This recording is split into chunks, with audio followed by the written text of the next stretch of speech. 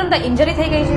Fast recovery માટે physiotherapy ક્યારે start કરવી એ સમજવું બહુ અગત્યનું છે. રોંગ ટ્રીટમેન્ટથી તમારો રિકવરી રેટ સ્લો થઈ શકે છે, પણ રાઇટ ફિઝિયોથેરાપીથી રિકવરી રેટ ડબલ ફાસ્ટ થઈ શકે. પહેલી વાત, ઇન્જરી પછી ફિઝિયોથેરાપી સ્ટાર્ટ કરવાની છે તો કેટલા ટાઈમ પછી સ્ટાર્ટ કરવી?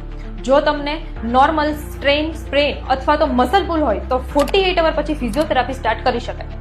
પરંતુ જો તમને જોઈન્ટ ઇન્જરી અથવા તો કોઈ લિગામેન્ટ ઇન્જરી હોય તો ફિઝિયોથેરાપિસ્ટની સલાહ મુજબ ફિઝિયોથેરાપી સ્ટાર્ટ કરી શકાય. બીજું, ફિઝિયોથેરાપીમાં મોસ્ટ ઇમ્પોર્ટન્ટ મેથડ છે રાઇઝ મેથડ. રાઇઝ એટલે કે rest, ice, compression and elevation.